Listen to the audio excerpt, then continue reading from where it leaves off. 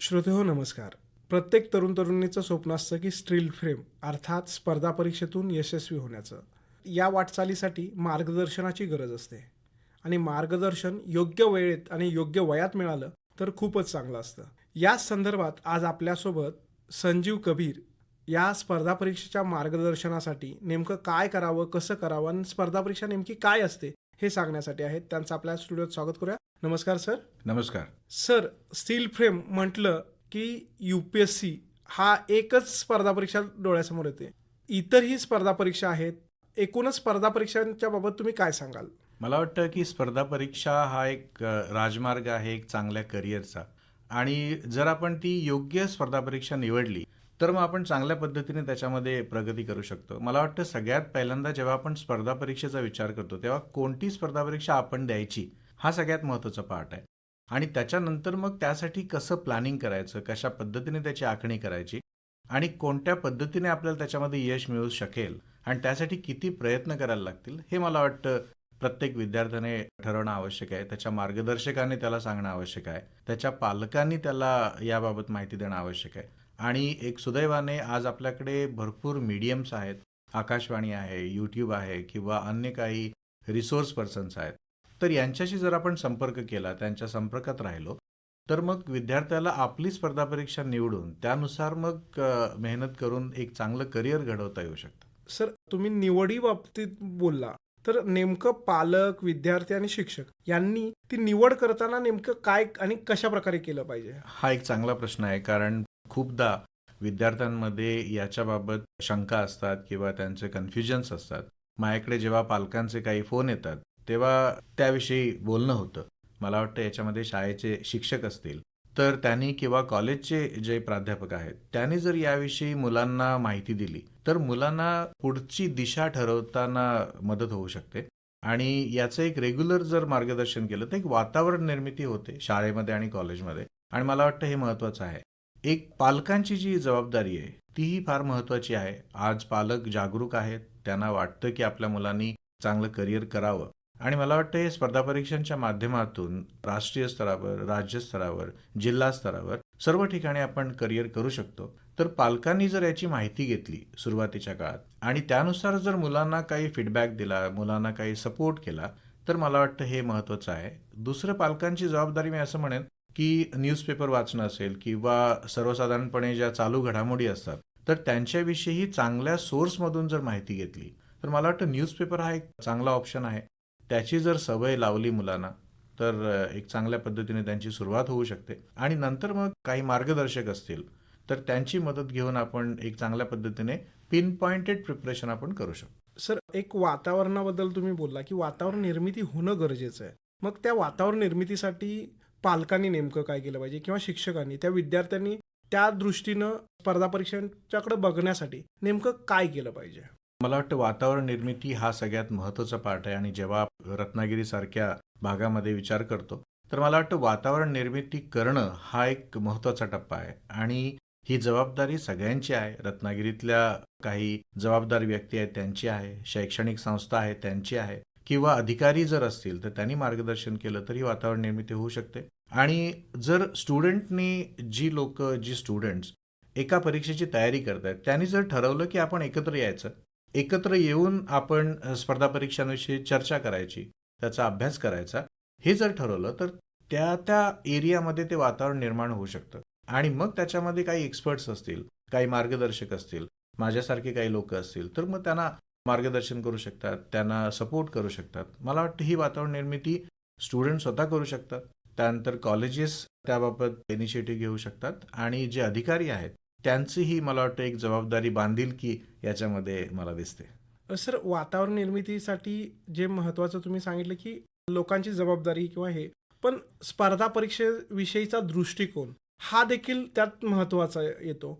मग दृष्टिकोन positive, negative असे दोन जे प्रकार पडतात. निगेटिव्ह असणारा पॉझिटिव्ह होण्यासाठी किंवा पॉझिटिव्ह असणारा अधिक पॉझिटिव्ह होण्यासाठी नेमकं काय करणं गरजेचं आहे? या बाबतीत मला वाटतं की रोल मॉडेल जे आहेत, जी लोक पास झाली तर रोल मॉडेल सगळ्यात इफेक्टिव्ह असतात.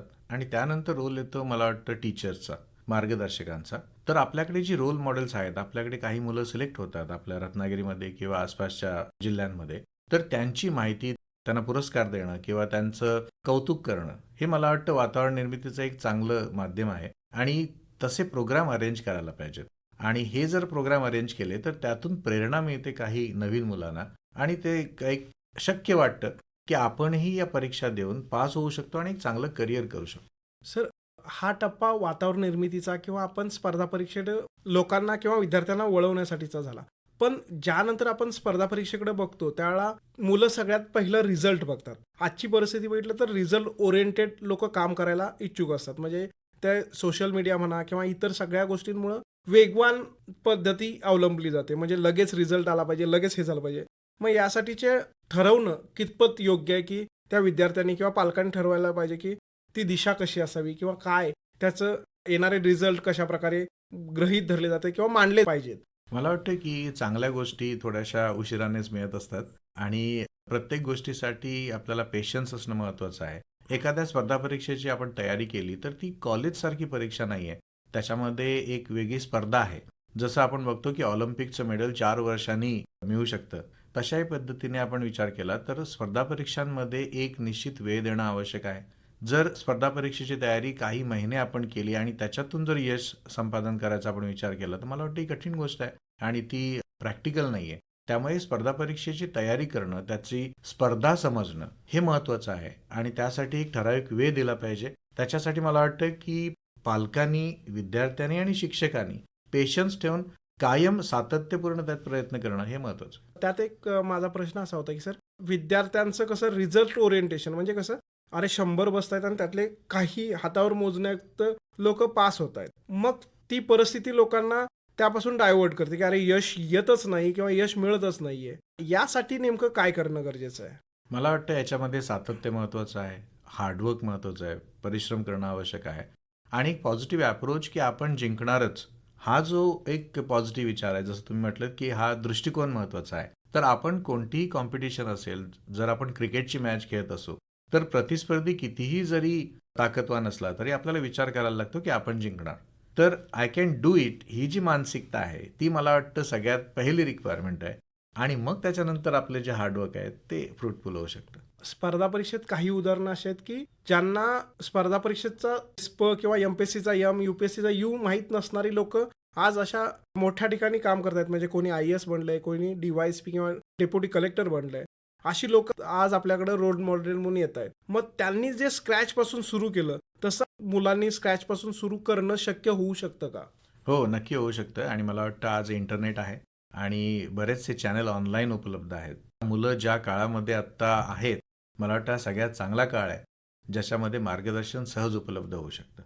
फक्त आपल्याला ठरवायला लागेल, की आपण कुठून मार्गदर्शन घ्यायचंय, काय घ्यायचंय, याच्यामध्ये थोडंसं सजगता असणं आवश्यक आहे आणि कोणताही जो विद्यार्थी पास होतो, तो नशिबाने पास होत नाही, तर तो प्रयत्नांनी पास होतो आणि हे महत्त्वाचं आहे. कारण स्पर्धा परीक्षांच्या संदर्भात खूपदा पालकांचं किंवा आसपासच्या लोकांचा एक विचार असतो, की याच्यामध्ये नशिबाचा रोल असतो.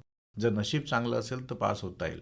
पण मला वाटतं, की मी गेली 15 वर्ष या फील्डमध्ये आहे आणि या 15 वर्षामध्ये मी हजारो मुलांना पास होताना बघितलं. तर त्याच्यामध्ये मला कुठेही असं दिसलं नाही, की त्यांचं नशीब चांगलं होतं म्हणून ते पास झाले. फक्त बऱ्याच वेळा काय होतं, की आपल्याला त्यातल्या बारकावे माहिती नसतात किंवा त्यांचा पूर्ण इतिहास माहिती नसतो आणि आपण जेव्हा त्यांचा फक्त रिझल्ट बघतो तेव्हा आपल्याला वाटतं की त्यांना ते सहज प्राप्त झालं. तर मला वाटतं की आपण एकदा एखादं आपल्याकडे रोल मॉडेल असेल तर त्या रोल मॉडेलची सुरुवातीपासून शेवटपर्यंत माहिती घेतली तर मला वाटतं आपण चांगल्या पद्धतीने करू शकतो. आपल्याकडे भरपूर एक्झाम्पल्स आहेत.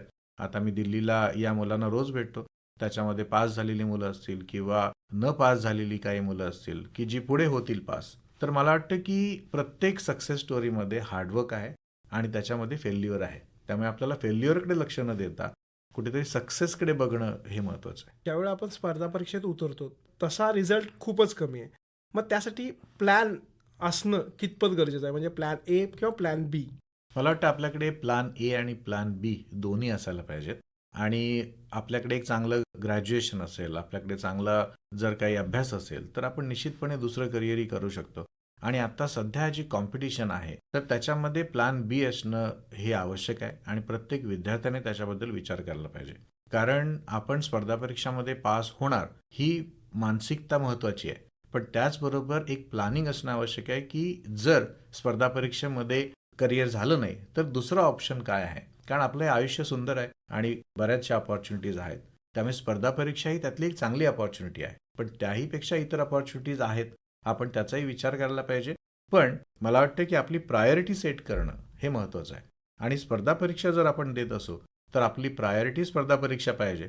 पण दुसऱ्या स्टेपला काय असायला पाहिजे याचं प्लॅनिंग आवश्यक आहे. जसं प्लॅनिंग आवश्यक आहे तसं स्पर्धा परीक्षेतून मिळणारे आउटपुट्स म्हणजे यशस्वी झाला तर तिथं प्रश्नच येत नाही आउटपुटचा. पण इतर जे फेल्युअर्सकडे जातात किंवा समजा नशिबाने किंवा की इतर त्यांचं कष्ट कमी पडलं किंवा त्यांचा वेळ त्या गोष्टीत निघून गेला, तर त्यांचे जे आउटपुट्स असतात ते कशा प्रकारचे असू शकतात? त्याच्यामध्ये मला वाटतं, की जो आपण स्पर्धा परीक्षेचा अभ्यास करतो, त्याच्यामध्ये एक व्यक्तिमत्व विकास होत असतो. कारण कोणताही विद्यार्थी जो स्पर्धा परीक्षेची तयारी करतो, तो अनेक अंगाने तयार होत राहतो आणि त्याला त्याच्या पुढच्या आयुष्यामध्ये त्याचा उपयोग होतो. त्यामुळे आपण कोणतीही मेहनत केली किंवा कोणत्याही पद्धतीने आपण चांगला अभ्यास केला, तर तो आयुष्यामध्ये कधीही वाया जात नाही आणि त्याचा वापर आपल्याला प्रत्येक ठिकाणी होतो. समजा एखादा विद्यार्थी स्पर्धा परीक्षेची तयारी करत असेल आणि त्याला जर त्याच्यामध्ये यश मिळालं नाही आणि तो दुसऱ्या फील्डमध्ये जेव्हा गेला, तेव्हा त्याने स्पर्धा परीक्षामध्ये जो अभ्यास केलेला आहे, त्याचा त्याला पुढच्या आयुष्यामध्ये फार मोठा फायदा होतो आणि त्या दुसऱ्या करिअरमध्ये तो बाकी लोकांच्या पुढे जातो. असं मी भरपूर एक्झाम्पल्स बघितले. त्याच्यामुळे मला वाटतं स्पर्धा परीक्षांची तयारी हा एक अतिशय चांगला ऑप्शन आहे आणि त्याच्यामध्ये एक सर्वांगीण विकास होण्यालाही त्याला मदत मिळते. सर, आता आपण ह्या विकास वगैरे ह्या गोष्टीला जसं महत्त्व दिलं, तसं एक वय हा स्पर्धा परीक्षेत प्रश्नचिन्ह असणारा विषय आहे. मग कधी सुरुवात करावी आणि कुठल्या वयानंतर विचार करावा, की बस यार आता बस झालं. असं वय कोणतं असावं किंवा म्हणजे सुरुवात कधी करावी आणि शेवट त्याचा कसा करावा? मला वाटतं हा अतिशय महत्त्वाचा प्रश्न आहे. कारण वय हे बऱ्याच अर्थाने महत्त्वाचं असतं. आयुष्यामध्ये सेटलमेंटच्या दृष्टीने असतं किंवा त्याची एक ऊर्जा असते प्रत्येक वयाची, ती महत्त्वाची असते. मला वाटतं की स्पर्धा परीक्षेची सुरुवात करायचं वय नसतं. कारण ते मोटिवेशन जर म्हटलं, तर आपण 5वी पासूनही मोटिवेशन देऊ शकतो. पण ॲक्चुअल जी प्रिपरेशन आहे, ती मला वाटतं 10वी नंतर करणं आवश्यक आहे. 11वी 12वी नंतर करू शकतो. आणि एक मला वाटतं की असं कोणतंही वय नसतं की ज्या ठिकाणी आपण स्पर्धा परीक्षेची सुरुवात करू शकत नाही. मी काही विद्यार्थी असेही बघितले, विद्यार्थी किंवा काही लोकं अशी बघितली, की त्यांनी वयाच्या 35व्या वर्षी डिसाईड केलं, की मला स्पर्धा परीक्षेमध्ये जायचं आहे. मी एक एक्झाम्पल या ठिकाणी देऊ इच्छितो. माझ्याकडे एक कॅन्डिडेट होते, त्यांनी असिस्टंट प्रॉव्हिडंट फंड कमिशनरची परीक्षा क्लिअर केली आणि त्यांनी IIT बॉम्बेमधून त्यांनी ग्रॅज्युएशन केलं. त्यानंतर ते USला गेले. USला 10 वर्ष नोकरी केली आणि त्यानंतर ते पुन्हा भारतात आले. आणि भारतात आल्यानंतर त्यांच्या वयाला जी स्पर्धा परीक्षा होती ती असिस्टंट प्रॉव्हिडंट फंड कमिशनर होती. त्यावेळी त्यांनी जेव्हा कॉल केला तर ही परीक्षा त्यावेळी आली होती आणि त्यांनी ती परीक्षा दिली आणि त्याच्यामध्ये ते पास झाले. तर मला वाटतं त्यांनी वयाच्या 34व्या वर्षी स्पर्धा परीक्षेचा विचार केला. आणि दुसरं एक एक्झाम्पल आहे की ती मुलगी 5वीत असताना त्यांनी डिसाईड केलं की मला IAS व्हायचं आहे आणि त्यानंतर ती मुलगी 10वीला बोर्डात मध्य प्रदेशमध्ये पहिली आली आणि त्याच्यानंतर IASमध्ये पहिल्या अटेम्प्टला पास झाली. माझी स्टुडंट आहे ती. ती जेव्हा भेटते तेव्हा ती म्हणते की सर बऱ्याच वेळा लोक असं म्हणतात की तू नशीब तुझं चांगलं आहे. पण मी जो त्याग केला आहे 10वी पासून या स्पर्धा परीक्षेसाठी IAS होण्यासाठी तर त्याच्याबद्दल बऱ्याच वेळा बोललं जात नाही. पण अल्टिमेटली की आज ती सिव्हिल सर्व्हिसेसमध्ये आहे. मला वाटतं की कोणत्याही वयात सुरू करू शकतो. आपण ही जी 2 एक्झाम्पल बघितली की एक 5वी पासून विचार करते मुलगी आणि दुसरा वयाच्या 34व्या वर्षी विचार करतोय. तर योग्य स्पर्धा परीक्षा जर आपण योग्य वयात निवडली आणि मेहनत केली तर निश्चित यश मिळेल. सर, हा सुरुवात करण्याचा विषय झाला. पण शेवट, कारण की कसं होतं की 3-4 वर्ष झाल्यानंतर लोक अजून म्हणतात, म्हणजे तो स्पर्धा परीक्षेचा व्हायरस नावाचा जो प्रकार आहे किंवा रक्तात एकदा भिनली स्पर्धा परीक्षा, की त्याचा लोकांना असं वाटतं की ह्या अटेम्प्टला नाही झालं, नेक्स्ट अटेम्प्ट असं करून आयुष्यातील जवळपास 6-6 वर्ष मुलं हे करतात. काही लोक तरी 10-10 वर्ष प्रिपरेशन करतात. म्हणजे UPSCतून सगळे अटेम्प्ट संपले की MPSCतनं सगळे अटेम्प्ट संपले की परत वर्ग 2, वर्ग 3 या स्पर्धा परीक्षेकडे सुद्धा ते 10-10, 12 वर्ष ते घालवतात. पण काहींच्या हाताला यश लागतं, पण काहींच्या हाताला यश लागत नाही. मग त्या आयुष्यातले 12-14 वर्ष घालवलेले असेल, तर एक असा न्यूनगंड तयार होतो की आपल्याकडनं काहीच होत नाही. मग त्यामुळं योग्य वयात थांबणं पण गरजेचं आहे का? बरोबर आहे. कारण माणसाने पुढे जाताना कुठे थांबणं हेही महत्त्वाचं आहे आणि प्रत्येक व्यक्तीने याचा निर्णय आपली आर्थिक स्थिती, आपली जबाबदारी, फॅमिलीची जबाबदारी आणि इतर काही फॅक्टर्स आहेत. तर त्या सगळ्यांचा विचार करून कुठेतरी ठरवणं आवश्यक आहे. जर त्या विद्यार्थ्याला ठरवताना प्रॉब्लेम येत असेल, तर मला वाटतं काही मेंटॉर्स आहेत, शिक्षक आहेत, त्यांच्याशी बोलून ठरवू शकतो. आणि अशीही बरीच एक्झाम्पल आहेत, की आता माझ्याकडे काल एक कॅन्डिडेट होता. तो चेन्नईचा आहे. त्याचे आई-वडील दोघंही ब्युरोक्रॅट्स आहेत आणि त्या मुलाने 2 UPSCचे अटेम्प्ट दिले आणि त्यानंतर त्या लक्षात आलं, की आपल्याला अजून याच्यामध्ये वेळ लागू शकतो. तर त्याने स्टेट बँकेची परीक्षा दिली आणि त्याचा आता तो इंटरव्ह्यू देतोय. तर हा प्रत्येकाचा निर्णय वेगवेगळा आहे. त्याच्यामध्ये एक सूत्र नाहीये, की जे सगळ्यांना लागू पडतं. पण मला वाटतं प्रत्येकाने आपापल्या पद्धतीने विचार करून त्याचा निर्णय घेणं आवश्यक आहे. आणि खूप वर्ष देता येणं हे प्रत्येकाला शक्य होत नाही आणि मला वाटतं ज्यांना शक्य होतं त्यांनी द्यायला हरकत नाही. पण अल्टिमेटली हा एक वैयक्तिक निर्णय आहे आणि एक करिअर हातात घेणं आणि त्यानंतर तयारी करणं हा एक चांगला ऑप्शन असू शकतो. सर, आज आपल्या रत्नागिरीत बघता तर स्पर्धा परीक्षेचं वातावरण म्हणावं असं, म्हणजे मी काही उदाहरण बघतो, म्हणजे जवळपास आता मी स्पर्धा परीक्षेत करत असल्यापासून सातारा जिल्ह्यातील मान, खटाव तालुका इथं अशी गावं आहेत. प्रत्येक घरी स्पर्धा परीक्षेतून कोण ना कोण उत्तीर्ण झालेलं आहे. आमच्या कोल्हापूर जिल्ह्यात सुद्धा म्हणजे शाहवाडी तालुक्यात की प्रत्येक वर्षी UPSCचा रिझल्ट असतो. MPSCतून रिझल्ट असतात. मग वर्ग 2, वर्ग 1 हे सगळे रिझल्ट तिथं पाहायला मिळतात. असं दुर्गम भागातील म्हणजे सातारा जिल्ह्यातील 2 जी नावं घेतली, मान, खटाव तालुके, ते दुर्गम आहेत. कोल्हापूर जिल्ह्यातील असेल शाहवाडी, तोही दुर्गम आहे. म्हणजे अशा ठिकाणी स्पर्धा परीक्षेचं जे क्रेज आहे किंवा स्पर्धा परीक्षेत यशस्वी होण्याचा, उत्तीर्ण होण्याचा जो रेट आहे, तो बघता इथं रत्नागिरीत नाही आहे तसं. वातावरण निर्मितीसाठी कारण शोधणं गरजेचं आहे. नेमकं काय कारण असू शकेल? मला वाटतं की जसं आपण म्हटलं की रोल मॉडेल यामध्ये महत्त्वाचे आहेत. त्या भागांमध्ये कोणीतरी ते प्रयत्न केलेत. त्यानंतर जी मुलं सिलेक्ट झाली, तर त्यांना योग्य रीतीने त्यांचा सत्कार केला गेला किंवा त्याचं महत्त्व सगळ्यांना सांगितलं गेलं. तर मला वाटतं की याचं श्रेय त्या भागातील काही लोकांना आहे, काही संस्थांना आहे, ज्यांनी त्यामध्ये सहभाग घेतला. अशा पद्धतीने जर रत्नागिरीमध्ये काही व्यक्ती, काही संस्था जर त्यांनी प्रयत्न केले सातत्याने, तर मला वाटतं की ही वातावरण निर्मिती रत्नागिरीतही होऊ शकते. रत्नागिरीमध्येही सिलेक्शन्स होतात, पण सगळ्यांसमोर ती गोष्ट येत नाही आणि ती बऱ्याच वेळा सिलेक्शन्स वैयक्तिक राहतात, ती सामाजिक होत नाहीत. ते महत्त्वाचं आहे आणि याच्यामध्ये मला वाटतं आमचा सगळ्यांचाच रोल आहे.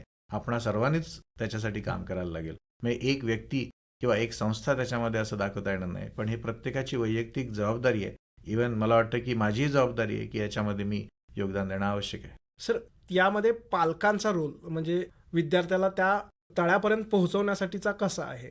पालकांचा रोल अतिशय महत्त्वाचा आहे कारण पालक हे एक महत्त्वाचा त्या विद्यार्थ्यासाठी रिसोर्स आहे. तर मला वाटतं सगळ्यात पहिल्यांदा पालकांनी याची माहिती घ्यायला पाहिजे, की स्पर्धा परीक्षा काय असतात, कोणत्या असतात, MPSC आणि UPSCमध्ये काय फरक असतो. कारण स्पर्धा परीक्षा एक अतिशय मोठ्या प्रमाणात घेतल्या जातात, सर्व स्तरावर घेतल्या जातात.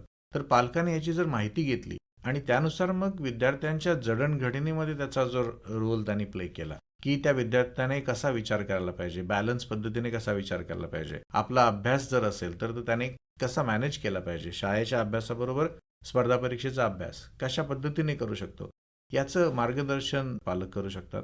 जर काही पालकांना हे शक्य नसेल, तर त्यांनी काही स्टेप असे घ्यायला पाहिजेत, की ज्या माणसाकडे ती माहिती मिळू शकते, ज्या व्यक्तीकडे माहिती मिळू शकते, त्यांच्यापर्यंत ते पोहोचवू शकतात. मुलांना घेऊन जाऊ शकतात आणि त्या माध्यमातून मला वाटतं की हे करू शकतात. सर, स्पर्धा परीक्षा करण्यामध्ये असा एक स्पेसिफिक वर्ग, आर्थिकदृष्ट्या प्रबळ असणारा वर्गच करू शकतो, असे एक लोकांच्या डोक्यात असतं. ते कितपत योग्य आहे? मला वाटतं की ही मानसिकता काही लोकांमध्ये असते. पण आपल्याकडे एवढी एक्झाम्पल्स आहेत, की काही अशी लोकं आहेत, की ज्यांचे आई-वडील रस्त्यावर दगड फोडण्याचं काम करत होते आणि त्यानंतर त्यांचा मुलगा स्पर्धा परीक्षेमध्ये क्लास 1 अधिकारी झाला. तर मला वाटतं की आज आपल्याकडे त्या अपॉर्च्युनिटीज अवेलेबल आहेत आणि प्रत्येक व्यक्ती जो श्रम करू शकतो, मेहनत करू शकतो आणि मार्गदर्शन घेऊन पुढे जाऊ शकतो, त्या प्रत्येक व्यक्तीला अपॉर्च्युनिटीज आहेत. त्याचे आई-वडील काय करतात, त्याच्यापेक्षा तो मुलगा काय करतो किंवा मुलगी काय करते, हे महत्त्वाचं आहे. सर, आता आपल्या पूर्ण संभाषणात आलं की विद्यार्थ्यांना आणि पालकांनी ठरवणं गरजेचं आहे स्पर्धा परीक्षा. मग ते ठरवत असताना त्याने प्लॅन एचा जसा स्पर्धा परीक्षेचा, तसा प्लॅन बी ठरवणं आणि प्लॅन बी मध्ये नेमक्या कोणकोणत्या गोष्टी ठरवताना त्यांना लक्षात घेतल्या पाहिजेत. प्लॅन बी ठरवताना मला वाटतं की आपल्याकडे जे क्वालिफिकेशन असेल, समजा BTech केलं असेल किंवा BA केलं असेल, तर BA केलं असेल तर काही प्रोफेशनल त्याला कोर्सेस करणं आवश्यक आहे. BTech केलं असेल तर काही 1 वर्ष आपण जॉब करून त्यानंतर स्पर्धा परीक्षेची तयारी करू शकतो. असे वेगवेगळे ऑप्शन्स आहेत आणि सध्या आपल्याकडे बरेचसे कोर्स आहेत. स्वयं नावाचं जे सरकारी पोर्टल आहे, त्याच्यावरही आपण काही कोर्सेस करू शकतो. तर आपली जॉब मिळण्याची जी शक्यता आहे, एम्प्लॉयबिलिटी ज्याला आपण म्हणतो, ती आपण वाढवणं आवश्यक आहे आणि प्रत्येकाची वैयक्तिक जबाबदारी आहे आणि त्यासाठी आपल्याकडे ऑप्शन्स अवेलेबल आहेत. असे बरेच फॉरेन युनिव्हर्सिटीज आहेत, त्यांनी काही कोर्सेस फ्रीमध्ये अवेलेबल केले, ते आपण करू शकतो किंवा इग्नू सारखे काही ऑप्शन्स असतील, यशवंतराव चव्हाण सारखे काही ऑप्शन्स असतील, मुक्त विद्यापीठ, तर त्यामधून आपण आपलं करिअर इम्प्रूव्ह करू शकतो. मला वाटतं की असे ऑनलाईन ऑप्शन्स आहेत, ऑफलाईन ऑप्शन्स आहेत, ते आपण फॉलो करू शकतो. सर, एकूणच स्पर्धा परीक्षा पास झाल्यानंतरचा अनुभव, त्या बाबतीत तुम्ही काय सांगाल? मला वाटतं की पास झाल्यानंतर एक आयुष्यामध्ये फार चांगला बदल होतो आणि आतापर्यंत असे बरेच अधिकारी आहेत की त्यांनी खूप चांगलं काम केलं समाजासाठी. त्यामुळे मला वाटतं सगळ्यात पहिला बदल असा होतो की एक आत्मविश्वास वाढतो त्या व्यक्तीचा, की आपण सिलेक्ट झालोय. हा महत्त्वाचा एक आत्मविश्वास असतो. त्यानंतर समाजासाठी आपण काहीतरी करू शकतो. ती पॉवर्स त्यांच्याकडे येते. त्याच्यामुळे एक आयुष्यामध्ये बदल होतो. आपले रत्नागिरीचे कलेक्टर लक्ष्मीनारायण मिश्रा अगोदर होते. तर त्यांच्याशी मी बोलत होतो. ते माझे स्टुडंट आहेत. ते माझ्याकडे UPSC तयारीसाठी होते. त्यावेळी आम्ही जेव्हा बोलत होतो, त्यांनी सांगितलं की सर बहुत वर्थ है, जो मेहनत हम तैयारी में करते हैं और उसमें बहुत सारी अपॉर्च्युनिटीज बाद में मिलती है. मला वाटतं की जी तयारीची काही 3, 4, 5 वर्ष असतात, तर ती पुढच्या 25 वर्षासाठी फार महत्त्वाची असतात आणि त्या 25 वर्षामध्ये 30 वर्षाच्या सर्व्हिसमध्ये अनेक अपॉर्च्युनिटीज येतात, नवीन गोष्टी शिकायला मिळतात आणि पर्सनॅलिटीमध्ये फार चांगले बदल होतात. तर मला वाटतं की ते फ्रुट्स अतिशय चांगली आहेत आणि लाँग टर्म आहेत. एकूणच स्पर्धा परीक्षेबद्दल आता आपण सांगत होतो सर. रत्नागिरीत वातावरण निर्मितीसाठी काय तुमच्या डोक्यात विचार आहेत? मला वाटतं की सुरुवातीला सगळ्यात महत्त्वाची गोष्ट की आठवड्यातून एकदा जर सगळेजण एकत्र भेटले, त्याच्यामध्ये मार्गदर्शक असतील, अधिकारी असतील किंवा स्टुडंट असतील, तर तो एक सुरुवातीचा पाठ होऊ शकतो आणि त्यानंतर मग एक रेग्युलर मीटिंग्स आणि लेक्चर्स आणि देवाणघेवाण पुस्तकांची असेल, मटेरियलची असेल, तर हे आपण करू शकतो आणि मला वाटतं आपण इमिजिएटली यासाठी काही प्रयत्न करणं आवश्यक आहे. सर, मग यासाठी तुमच्याकडून कशा प्रकारे मदत कराल आता?